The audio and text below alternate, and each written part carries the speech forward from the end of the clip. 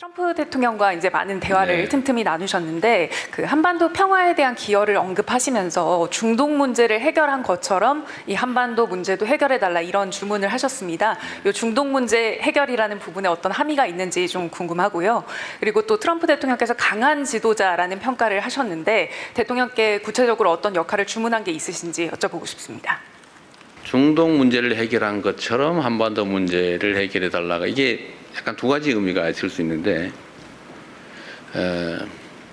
어쨌든 문제가 있는데 관여해서 문제를 완화한다, 해결한다는 뜻에서는 한반도 문제가 동일하지만 중동 문제를 해결하는 것처럼 그런 방식으로 하면 안 되겠죠. 뭐 그 점은 분명합니다. 한반도 문제, 그다음에 한미 관계 이게 뭐 가장 중요한 문제고 그 중에서 가장 뭐 긴 대화를 한 것은 사실 북핵 문제죠. 앞으로 북핵 문제를 어떻게 접근할 것이냐.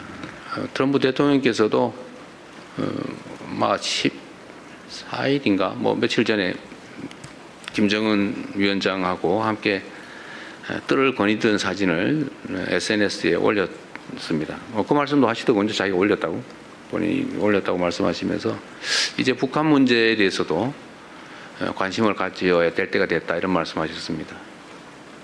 그리고 제가 공동 사진 촬영을 하기 위해 처음 만났는데 그 자리에서도 먼저 그 북한 문제 어떻게 돼가요? 이렇게 미리 물어보셔서 갑자기 좀 사진 촬영 시간에 북한과 한반도 문제를 잠깐 얘기하게 됐습니다. 그래서 뭐 얘기 아주 자연스럽게 이어졌는데요. 제가 드린 말씀은 트럼프 대통령께서 하신 말씀의 핵심은 북한도 이 핵무기를 현실적으로 보유하기 이전 단계에서 뭔가 가능한 조치를 했어야 되는데 못해서 아쉽다 이런 말씀을 하셨습니다.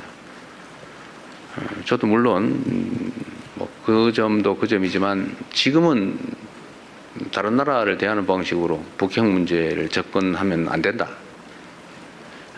라는 점을 분명히 말씀드렸습니다. 뭐 그 점에 대해서 본인도 동의하셨고요. 근데 해결 방안이 마땅치 않다는 생각을 가지고 계셨고 그게 고민이었던 걸로 보입니다. 그냥 원론적인 얘기를 서로 하면 이게 접근이 불가능하다. 북한은 비핵화 얘기를 하지 말고 핵 보유를 인정해야 대화하겠다 이러고 또 국제사회 입장에서는 비핵화를 포기할 수 없는데 이러니 대화 자체가 되지 않는다. 그래서 우리가 제안했던 것처럼 단계별로 좀 목표를 나누자. 단기 목표, 장기 목표를 나눠서 일단 단기적으로는 이 현재 추가의 핵물질 개발을 하지 않는 것, 그러니까 추가 생산을 안 하는 것, 중단하는 것, 또 핵물질의 해외 반출을 하지 않는 것, 또 ICBM에 더 이상 기술 개발을 하지 않는 것. 쉽게 말해서 중단하는 것만 해도 국제사회에는 이익이다. 방치하면 계속 상황이 악화된다. 그리고 북한 체제 유지에 필요한 정도를 초과하는 이제 핵물질을 보유하게 되면 아마 해외 반출 욕구가 커지지 않겠냐. 그게 매우 실질적 위험한 상황이 아니겠냐. 뭐 이 점에 대해서 또 동의했습니다.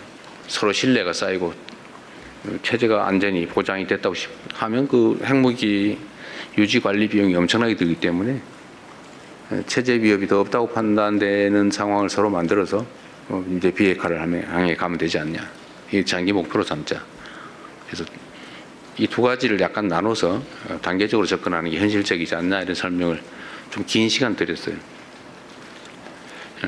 그것도 뭐 하나의 방법일 수 있겠다 해서 충분히 고민해 보겠다 이런 말씀을 하셨습니다.